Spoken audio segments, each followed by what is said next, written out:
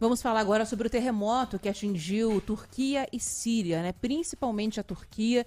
O último número que a gente tem é de mais de 2.400 mortos e muitas pessoas que seguem desaparecidas. O João Vieira, que é editor de internacional do Band News TV, está aqui com a gente para trazer mais detalhes, mais atualizações das buscas, né, que seguem a todo vapor. Bem-vindo, João. Boa tarde para você. João, muito boa tarde. Trabalho extremamente complexo, principalmente pelo clima, pelo tempo, né? Temperatura baixa por lá, meu amigo. Exatamente, Joel, Ana, muito boa tarde a você, a todo mundo que nos ouve na Rádio Bandeirantes. Sempre um prazer estar por aqui. De fato, viu, Joel e Ana, esse é mais um desafio, né, para as autoridades, para os socorristas turcos e também internacionais que estão ali se mobilizando para tentar encontrar essas pessoas, claro, principalmente com vida, mas se não, ao menos resgatar os corpos. Atualmente, como vocês bem disseram aí, a gente já tem um número bastante expressivo de mortos, mais de 2.000 pessoas, e a maior parte é justamente na Turquia.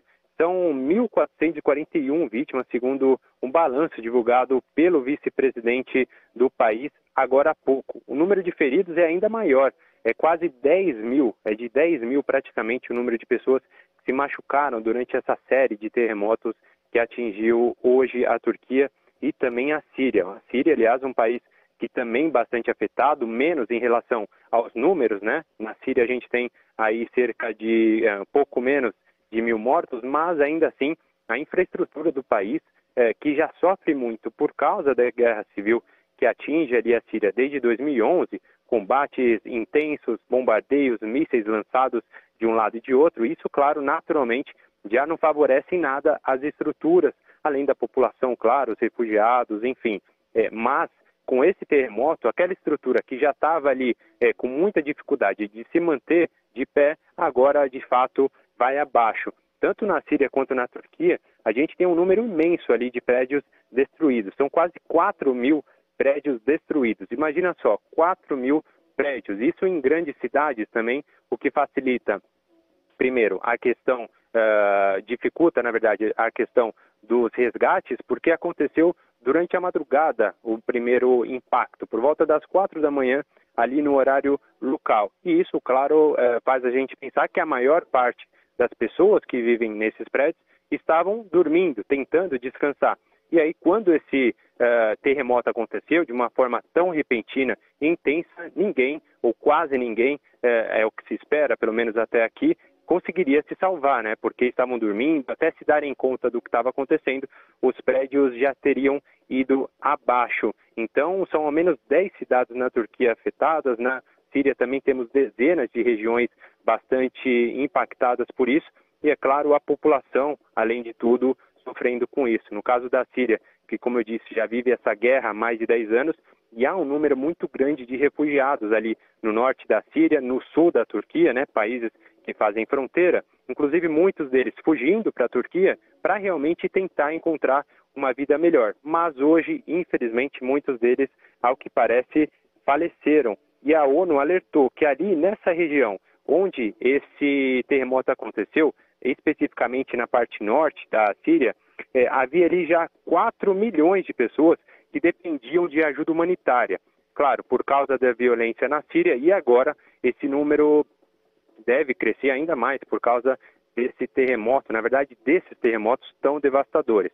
O primeiro terremoto, como eu disse, às 4 da manhã, no horário local, ali um terremoto de 7,8, magnitude de 7,8, e ali por volta da 1h24, também no horário local, aqui mais ou menos 7 horas no Brasil, outro terremoto de 7,5, dois terremotos muito potentes, e isso sem a gente contar aqueles terremotos que acontecem depois, que uma escala um pouquinho menor que essa, de 7,5, 7,8, que já são bastante avassaladoras. Outros, que são aqueles efeitos secundários, né, também acontecem. Foram mais de 120 terremotos causados por isso. E, claro, por toda essa conjuntura que a gente fala aqui, é muito difícil, infelizmente, de se imaginar que o número de vítimas não vai crescer. Vem crescendo muito rápido ao longo das horas. As buscas continuam, embora agora o início da noite já caia sobre as cidades turcas e as cidades sírias, mas é muito provável que esse número vá crescer de acordo com os especialistas, né, que imaginam. Por exemplo, o Serviço de Geologia dos Estados Unidos, que é um instituto bastante renomado, tem muita credibilidade, fez ali algumas projeções para imaginar o que pode acontecer em relação a esses números. Para a gente ter uma ideia, esse número pode chegar a 10 mil, o número de mortes pode chegar a 10 mil, segundo esse Serviço Geológico dos Estados Unidos, e uma probabilidade ali de 47%. Claro, é uma projeção, mas a realidade, de fato, não vem mostrando algo que a gente possa contestar esse fato. É uma expectativa, claro, determinados especialistas imaginam e avaliam isso. A gente tem que acompanhar para ver se, de fato, isso vai se concretizar, o que a gente espera que não aconteça, mas a situação realmente é muito grave. Agora sim, a gente sabe, né, que a Turquia está numa região onde esse tipo de terremoto, não dessa magnitude, mas ter terremotos é uma coisa comum, relativamente comum. Não houve nenhum alerta, isso não. A possibilidade desse terremoto acontecer não gerou nenhum alerta que pudesse ser repassado para a população, principalmente pelo horário da madrugada, para que essas pessoas pudessem pelo menos sair dos prédios. Eu imagino que a grande maioria das vítimas deve estar mesmo dentro desses edifícios que desabaram. Não foram pessoas atingidas nas ruas nem nada.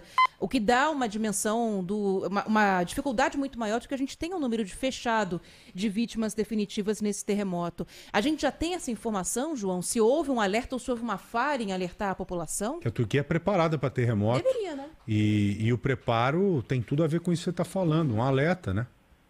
Exatamente. Isso é uma discussão muito grande que se tem, até por conta das próprias estruturas, né? A gente sabe que determinados locais onde esse tipo de fenômeno é tão esperado, né, por causa da geologia mesmo, como vocês disseram anteriormente, a Turquia está ali e a Síria, né, consequentemente, que são territórios muito próximos, estão ali entre duas placas tectônicas, ou seja, aquelas placas convergentes, né, que uma vai ao encontro da outra e acabam se batendo, né, vão de encontro a outra e acabam se batendo e forçando todo esse movimento gigantesco que causa essas mortes. A gente conversava mais cedo no Band News TV com o professor Leonardo Trevisan. Ele é um professor de Relações Internacionais, muito experiente e que conhece bem a realidade ali. Ele contou para a gente o seguinte, uma coisa que é importante a gente pontuar aqui. Como muitas dessas pessoas escaparam ali para essas regiões, a região sul ali da Turquia, por exemplo, na Síria nem se fala, né, que aí tem a questão da guerra, as estruturas não foram construídas da maneira correta. Essa é a suspeita, pelo menos até esse momento, o que pode ter facilitado a queda desses edifícios, que naturalmente em qualquer local já seria bastante difícil eles se sustentarem, mas dificulta ainda mais, claro, quando essas construções, essas residências, esses prédios são feitas ali de maneira irregular ou não são feitas com a maneira deveria, as regras internas ali da Turquia deveriam prezar, né? Então, realmente é uma pergunta que fica neste momento e deve, claro, ser explorada ali politicamente também pelas autoridades para entender o que aconteceu e fazer com que isso não se repita, mas também neste momento ainda é muito difícil a gente pontuar certezas aqui justamente porque faz algumas horas, né, que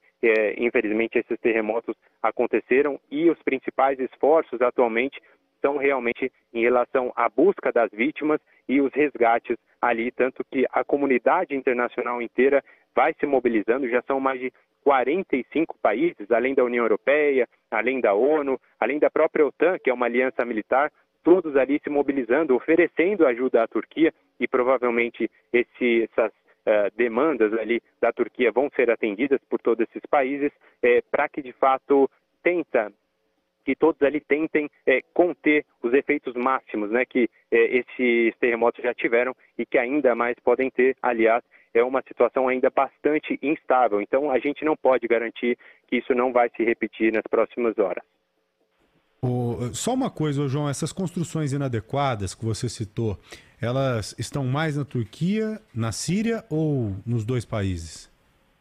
A questão da Síria, a gente tem muito por causa, além da guerra, a pobreza muito grande, né? A Síria é atualmente pior, claro, por causa dessa guerra, que não ajuda nenhum país, que já sofria e ainda é, né, vamos lembrar que uma ditadura, ela é governada pelo ditador Bashar al-Assad e tem muitas críticas, tanto que nasceu a Primavera Árabe, tivemos todos aqueles efeitos ali no Oriente Médio, mas a Síria se mantém com o ditador que continua no poder, mas também continua com as críticas da população, parte da população teve que fugir. E por causa dessa pobreza, não é de se esperar que o país tenha algum tipo de estrutura melhor do que a Turquia. E a Turquia, aliás, é um país bastante rico, é um país mais avançado do que a Síria. Aliás, é um país maior também, são 85 milhões de habitantes. Portanto, é de se esperar que na Síria a situação esteja pior, mas a Turquia não está excluída aí desse triste fato de